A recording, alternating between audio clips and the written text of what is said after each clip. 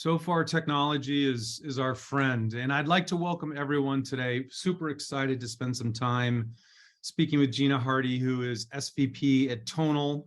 She'll give us a great background on the equipment and what she's doing in that world, which is in a preliminary conversation has just been not only enlightening, but I think it's going to be an interesting journey for us to all hear about. And I'm Eric Ashworth. I am president of Agency Solutions at Quad. And we work in depth with a lot of different direct-to-consumer companies. So it's great to have the opportunity to speak with you, Gina, and couldn't be more excited about the content we're about to review. Given the diversity of your background and what you're doing today, which is obviously pretty exciting, I think it'd be helpful for the audience to hear about how you got to the role you're in. You're in a pretty cool, dynamic spot right now. What was the journey like getting there and the brands you worked with? Yeah, I think I've been pretty lucky that I've worked with some pretty awesome mega brands along the way. I actually started off in data and analytics, which I think was really important to what now has become an important part of my job, is understanding marketing and really what's driving our performance. But I spent a majority of my career working at Gatorade, over a decade there, really learning my brand building chops, really understanding, the CPG marketing engine, which I think is such a foundational element of your marketing career. So about 10 years managing different marketing programs within Gatorade. Also managed the Propel business for a while I was there. Actually have my Propel right here, so still a fan of the brand. And then moved on and spent a couple years at Red Bull. So interestingly, went from one creator brand, Gatorade, who established sports drinks, to Red Bull, which established energy drinks. And so there was a lot of learning that happened during those years in managing different marketing programs, which is why it's been so interesting sort of swinging over into the tech world into a D2C brand. It's a different ball game. And I think a lot of the things I'm bringing to the table from a more traditional brand building experience are applying, but then I'm also learning a ton of new things as I've been here for over a year. And you mentioned that you're jumping over in sort of the tech world. Why don't we dig in a little bit to what Tonal really is? Because I think a lot of the audience probably is aware of it, and a lot of it might not be. Mm-hmm. Can you give like just a quick background of what Tonal is? And I'm going to try to share a video of it. We'll see if it works or not, if the technology gods are liking us. But just a real quick overview of how you'd explain it to someone in a 15-second elevator pitch, and then I'll try to throw a video up here for everyone. Yeah, Tonal, for lack of a better term, is a very smart home gym and a personal trainer in your home. It uses digital weights, which is not something I think many have ever seen before. It's fueled by magnets and electricity, essentially. It's able to deliver up to 200 pounds of resistance on basically what is the size of a flat screen television on your wall. So you can replace an entire gym's worth of equipment in one piece of material on your wall, which is pretty amazing. So you can get a full body workout. I think the most amazing thing is you take 1 5-minute strength assessment and Tonal sets all the weight for you over 200 pounds. And it adapts in real time. I wasn't aware of that until I actually got my Tonal, where I saw that it would adjust and give me more weight, sometimes before I was even ready to take it on myself. But then I would surprise myself and see, I can totally lift this weight. And I think that's what's really important, is because it pushes you much like a personal trainer would. I would probably use the same dumbbells until I die, to be honest. I never really was picking up the heavier weight, and Tonal pushes you and makes you stronger. And I actually just reached my 50% stronger milestone myself over the past year. So it's pushing me. And I think that's what's beautiful about it. All right, so let me share this. I think we've got an MP4 all queued up. We'll give it a shot. And if for some reason it doesn't work, we'll jump back in and just verbally describe it a little bit more. Sounds good. Because I even have some actual questions. So I'm going to do a real quick screen share here.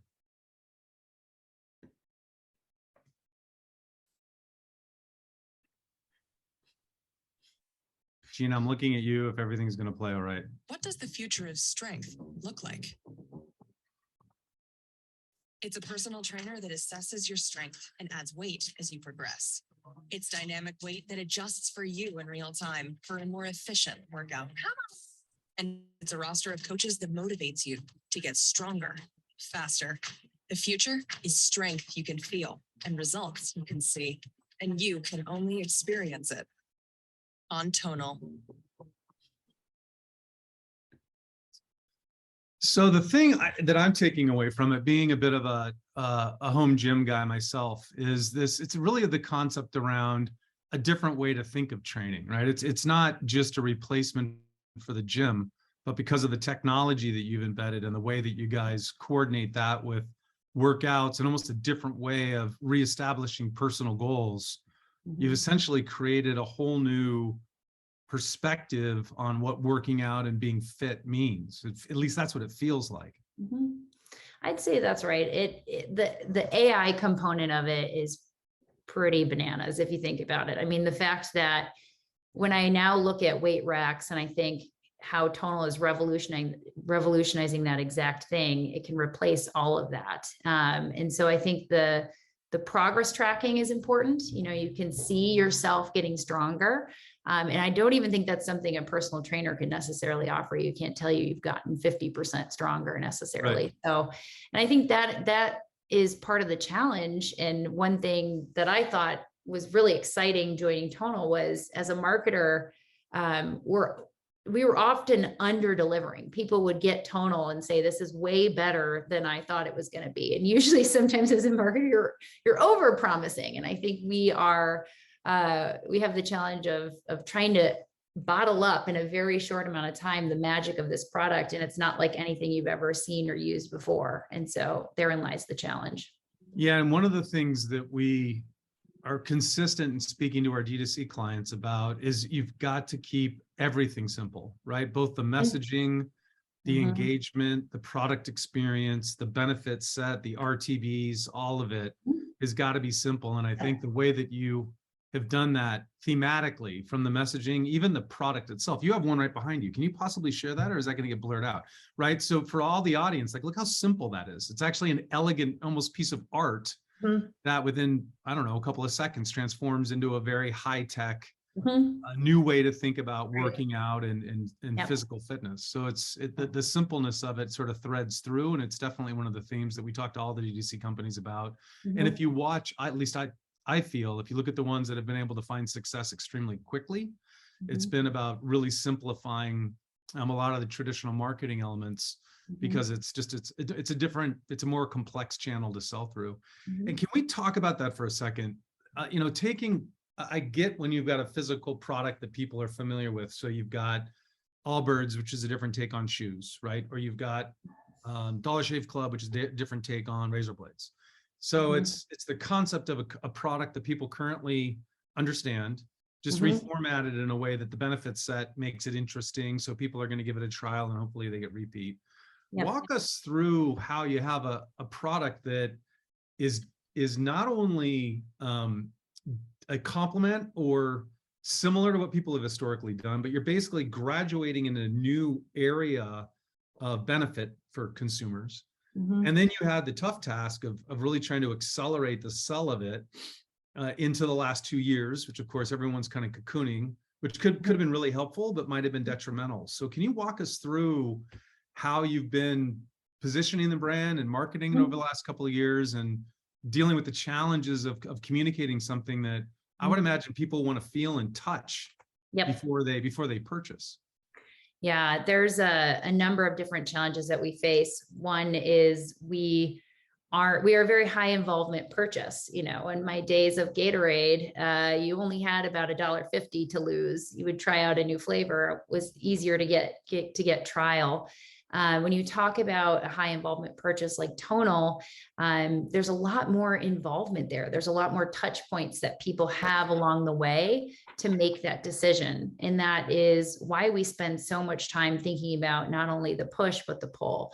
And what I mean by that is the push is definitely having very coordinated, a symphony of the funnel, right? So understanding what I need to tell you and when, as you go through. And you hit it earlier, but you can't overwhelm people with too many messages. And when you have a product as complex as Tonal, there's a lot I want to tell you, which is really exciting, but there's only so much one person can ingest at one time. And so we've spent a lot of time on our communication hierarchy. We've spent a lot of time talking to our prospects and understanding why would this be beneficial to you? And we have the added complexity of this is actually beneficial for beginners and for people who've been weightlifting or working out for many years. For beginners, Tonal takes the guesswork out of it, out of something that's very complicated. For if you're very experienced, it pushes you more than you would yourself. So then what I'm alluding to is we also have the complexity of personalization along that funnel, because one size fits all messaging doesn't necessarily work because people are looking for different benefits. And so where we've sort of netted out is a full funnel connected strategy. One is just to drive simple awareness, really dive into storytelling and intrigue. And then as we bring you through personalized messaging in snackable formats, there's only so much I can tell you at one time. So we spend a lot of time with consumers understanding that hierarchy, understanding how we string it together to get you to purchase. And ultimately, you mentioned this, but touch is important. And so where we can, driving you to our stores or to our Nordstrom location so you can feel the product really is important, because we have high conversion. Once somebody tries it, it's like they've never experienced it before, and that's important, but we don't always have that luxury. And so that's something that we think about quite often. And on the top of it, you guys have obviously done, I think, an excellent job, and it threads right into your past, right? I think you call it athlete activation. Mm-hmm. So the concept of celebrity endorsement of the big name athletes you have, like LeBron and Serena, walk us through their experiences, but also how do they fit into the funnel, and where are you looking more for them to from an awareness or conversion? Because this concept of high involvement, needing high confidence in order to sort of make that magical purchase happen. Mm-hmm. And is this, I would assume the celebrity endorsement accelerates the confidence in the product, or the ability, at least for you guys, to move quickly towards trial, knowing that such high caliber athletes like LeBron and Serena are such active endorsers. Mm-hmm. Yeah, I think one of the things that I've learned kind of transitioning into the D2C world is, and for newer brands, I think is another thing. It's not just D2C, but it's newer brands. In my former world, coming from a brand that's 50, 30 years old, established a category, trust is implied in a way. You're benefiting as a marketer for, who I am, I've been around, I have some credibility. Now let's just move on from there. And coming to a newer brand, and particularly one that's such a high involvement purchase, trust is really important to establish very soon. Who are you? Are you going to be around in a year? How do I know if this works? And the great thing about Tonal is, even when I came in, we already had a ton of athletes that were already using the product, and their trainers were calling us and asking for the product. So it wasn't necessarily hard to kind of tap into some of that usage that was already happening. And as we set out, yes, athletes are an important way to help establish that trust, and showing that authentic usage is no different than my days at Gatorade on the sidelines and being used on the sidelines authentically. So it's very important for us to tell those stories. And I think going in, the hypothesis was that something like a LeBron or Serena would help with brand awareness. And we proved that out. It did. We had a campaign with Serena and we had a campaign with LeBron. We saw a significant increase in our brand awareness, I think. But what was also interesting is it also assisted in the lower funnel aspects, in that it was driving very quality traffic to our website as well, where, sometimes we weren't seeing that in some other methods. So, initial hypothesis proven, helped with awareness, starting to help with a little bit of trust and credibility, but we know it's not just those kinds of endorsements. We also have to think about our community and the everyday people that are using our product. We just have a fanatical group of people who love Tonal, and they honestly are probably even more important to us in establishing our brand and pulling people through the funnel. Can you talk about that? Because I think that's, from just the perspective of your general sort of marketing 101, you've got a very high involvement purchase. You're in an environment where people can't, during COVID, they can't come in and touch it, right? Because the physical environments weren't allowing for that. And it seems like, and I would say like a lot, to be honest, to a lot of quickly successful D2C companies, the user community becomes just a massive ally, right? So how have you activated that, and where does that sit in your funnel? Is it something that's, you know, in the middle where people are saying, hey, this is great, go for it? Or do you find them going further in down to kind of the sort of, let's call it the last point of interaction might be with your community, and then people are purchasing? Like, are you, back to your data background, are you able to sort of track how that engagement is feeding conversion? In a way, yes. I mean, I think to answer your first question, how are we activating it? Never underestimate the importance of a good community management team and system. We have an official Tonal community that, you know, people are posting in there all the time, everything from how do I use my smart handles to what's your different custom workout that you're using. And we have a great community management team that keeps that community thriving, and they're always creating new programming and challenges for that group. And that's really important, because what we're also seeing is prospective buyers going into the community and asking, what do you all think about your Tonal? Do you like it? Do you still use it? One of the biggest challenges people have with buying at-home fitness equipment is they don't want it to turn into a clothing rack. Right. And so they're asking some of the older, really expensive clothing rack. Yes, exactly. Yeah. Fair enough. But we have really high retention, and our folks are still using Tonal years in. And these prospective buyers are coming in and asking, and one of the most common things we hear is, my only regret is I didn't buy it sooner. And so that's selling Tonal for you. And there's no better referral than the actual user. So I think those are actually probably more important to us than even celebrity or athlete endorsements.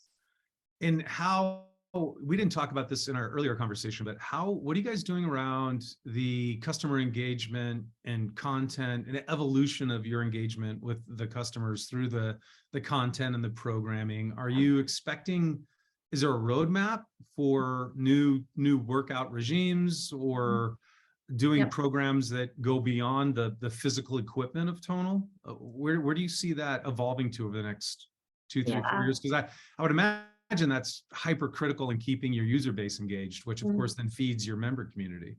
Yeah, it's interesting because there's different audiences, right, that use a product, and we're no different. Some people are really big into community when they work out, right? They want to feel like they're in a group fitness class. And so we, for that reason, launched Tonal Live, where you can actually work out with the instructor, and they do the shout outs and more of that high engagement feel. But that's actually not for everybody. Not everybody wants that experience. Some people are more lone wolves, you know, they want to go in and just get the workout done and be very efficient. Other things we've seen are some people are training for a sport, you know, they're doing this for a specific reason. So we just launched Tonal golf workouts with Michelle Wheat West. So you can actually work on different workouts that will help with your swing or your short game. And so we're thinking through these different audiences and use cases, and really trying to create our content roadmap against that. Some people, you know, myself included, need quick workouts. I have 2 children. I need to get in and out. And so quick workouts we have with Tony Horton, really important for us to make sure that we're hitting on all these different needs and use cases. And how are you tracking that with regards to customer usage? Are you actually you're able to glean what programs are followed, or how long the length of workouts for individuals? And then, and you 100%. compile that in some anonymous way, and that can help influence a content roadmap. It's so great. I mean, we're just flush with data, and it makes my old data and analytics heart so happy. We can tell exactly if you skipped through the middle of a workout. We have feedback loops at the end of your workout for thumbs up, thumbs down. And so we can tell, essentially, make more of this. Where is the long tail of usage coming, and make adjustments to the content that we offer on Tonal that way. And is that finding its way into, wow, we found a much better fellowship of golf training. So maybe we want to go out and do campaigns for new users, specifically in, you know, golf and, I don't know, baseball, because of the sort of unique swing attributes of it. So it's actually influencing how you guys go to market on the other side of it. It does. I mean, that's obviously we had a lot of asks for golf type content, but then what we did was make that into a campaign and then put that on the paid atmosphere to see, is that successful in bringing in new prospects? Obviously a smaller audience versus some other things, but yeah, it definitely is a full loop from usage on Tonal to outward, facing campaigns that we're putting into the market. So you just brought up a really interesting point I think the audience might like. So you mentioned if when you wanted to go after the golf community a little bit more specifically, you launched a paid campaign. So walk us through how if you did, there was a new member community, let's say it's bikers or it's ballerinas or something else. Walk me through how you guys currently target those new audiences. And how different is that when you were, because that's D2C and it's a very different tactic and strategy versus how you used to go after new targets or segments when you were working on big brands like Gatorade and Red Bull? Oh yeah, in big brands at Gatorade and Red Bull, we didn't have that closed loop of performance, right? We would create our big campaigns, we'd put them out in the world, and then a quarter later, literally, sometimes half a year later, we would get our marketing mix results back, and then we would make adjustments from there. In this world, I get results weekly, daily even, and understand exactly where the richest pools are, and we can make adjustments based on that. So I think that's been the biggest difference for me, is going from that sort of longer lead time, longer metric time, to right now we're able to kind of make adjustments on the dime. What that's meant is that we've needed to set ourselves up internally very differently than what I'm used to. So we need a lot of agility on our internal creative team to make adjustments to creative very fast, so that we can put something back out into the paid atmosphere, see what's working, make adjustments. It's just a very different world, kind of trying to understand what's working in the algorithm versus a consumer-backed approach where you put a piece of creative out in the world and understand, what your branding and breakthrough was. This is based on algorithm performance. And so it's just the agility that's needed to work in this kind of business is very different than where I came from. So walk us through that. Walk us through with the ability to have more, let's just call it accurate attribution versus kind of smoke and mirrors attribution on big brands, because there's so much spend that's it's brand advertising, and you don't know the influence of that. You just know it's influential, right? Walk us through how you balance between less performance-based spends, right? So bigger campaign, bigger, what I would call more traditional brand, where there isn't a do this, get that type reaction to it, right? A click through or some sort of purchase signal. And do you balance it that way? Do you think of a brand spend where it's not going to be as performance based and then attributable to actual purchase? And as you do have your performance marketing spends and more, what falls under the definition of paid now, are you allowing influence of that brand spend to say, look, yes, there was a connection between this performance spend and a purchase, but that was highly influenced by all this other brand work we did because we are so expensive, and people obviously need, I don't know, 2 to 3 times more touches, if not 5 to 10 times more touches than buying a razor blade or a pair of shoes. Like, how does that work at Tonal? It's a balance, and one that I think coming in from a brand where we didn't necessarily have, instant gratification on what's driving what, it was something that I definitely had to help people get comfortable with as I came over. So we were very performance marketing based, and we still are, as we should.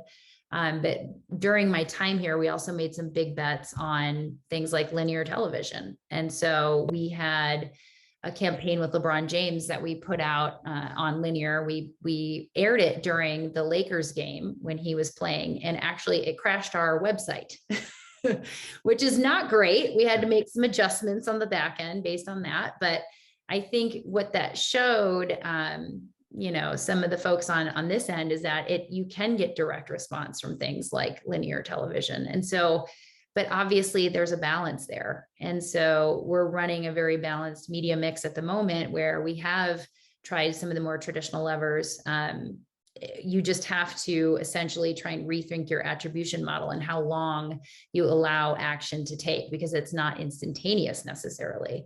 And balancing that with the more traditional performance marketing levers that we continue to pull. We have a lot of paid social focus, obviously, because we're able to target. And I mentioned earlier, personalization of messages. So that balance has really, I think, worked for us in the short run, but we're honestly still tinkering and trying to figure out what's right. Yeah, and how deep are you guys into sort of the next gen connections of online, offline, right? Because to your point, some of the traditional linear media types still can work extremely well, but the ability to connect a linear experience with some form of mobile engagement, and whether that's through next gen QR codes or whether that's through other forms of media that are better at delivering the depth that we need in a high involvement purchase like yours, you've got to have some depth, right? And are you looking at other ways of offline that can add some of that depth there? Because that's an area, again, for direct to consumer companies. We spend a lot of time with them on the whole concept of front door media and all that information that's now coming into your home through the front door. And how do we quickly allow that physical experience of whether it's a package or an envelope or a box, and quickly connect that back into a mobile experience through some form of engagement, so that engagement can be tracked and it's not something that's out there in the ether and you have to speculate about.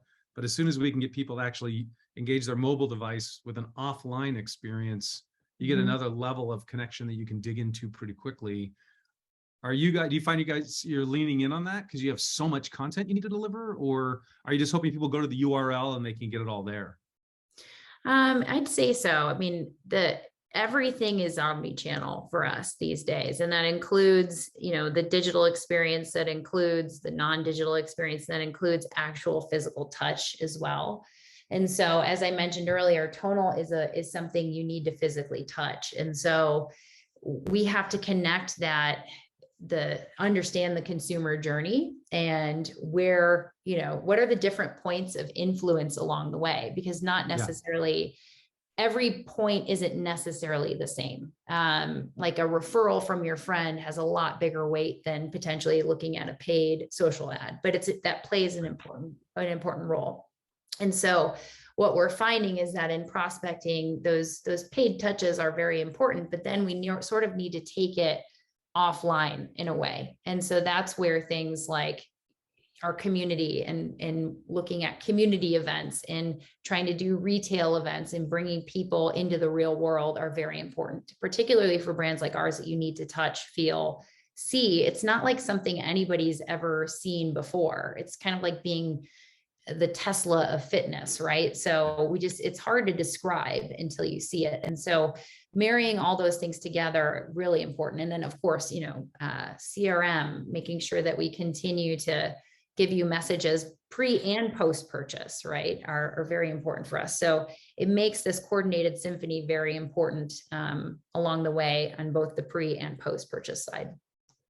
And how do you, now that things are opening up again, and let's all, fingers crossed that they stay open, what are you guys doing around modification of your plans to take advantage of in person? Should we start expecting you guys to show up at more events, more festivals, things that are appropriate for in-person engagement? Because just looking at the product and having touched one once, it's like you could set one up in a parking lot and people would freak out, right? Yeah, and you could just have people walking down the sidewalk. So I'm assuming your events calendar is starting to get pretty excited and active.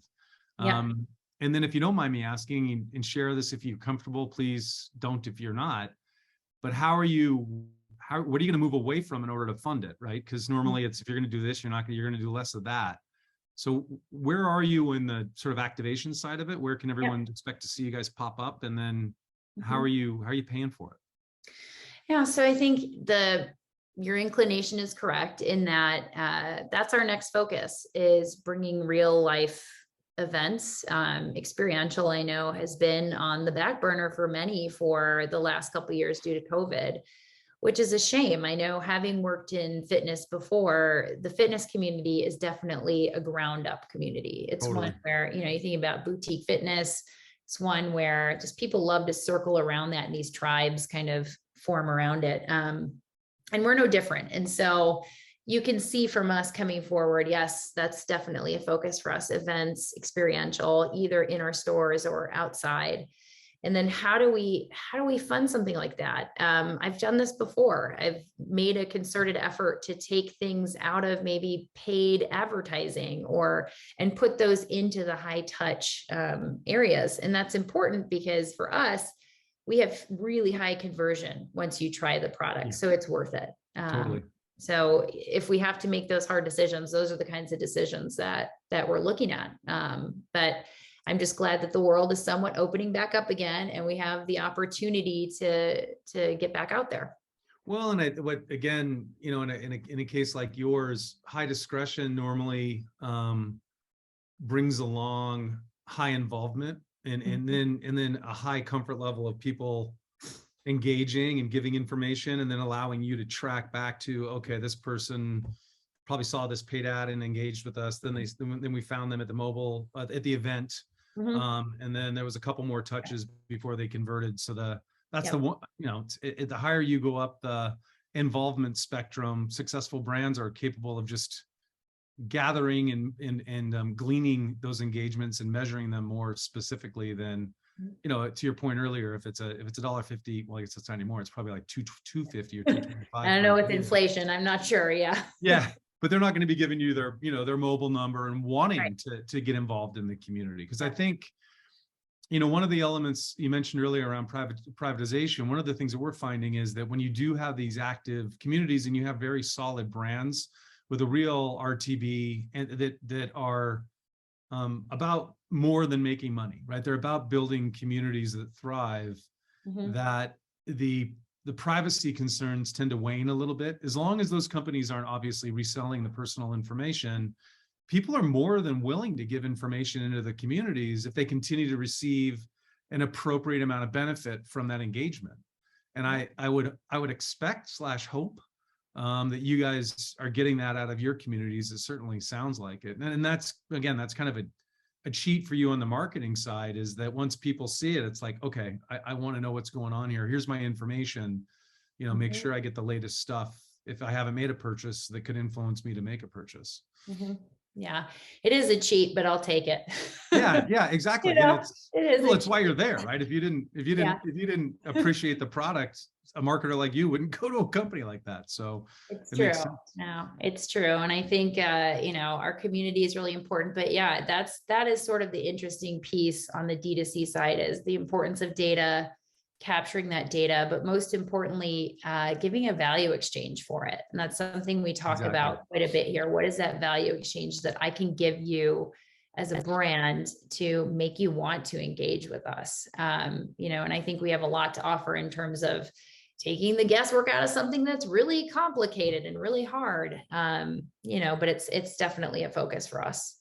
So on that point, can we push down a little bit deeper? You mentioned content earlier. So CPG days, you spend a lot of time identifying a target, you create personas, then you kind of map out how does this individual want to be engaged, and then you create a bunch of content, you do your linear stuff, and then to your point, you keep your fingers crossed, you throw some trade dollars out there, and you hope 3 to 6 months, it's doing what you thought it would do.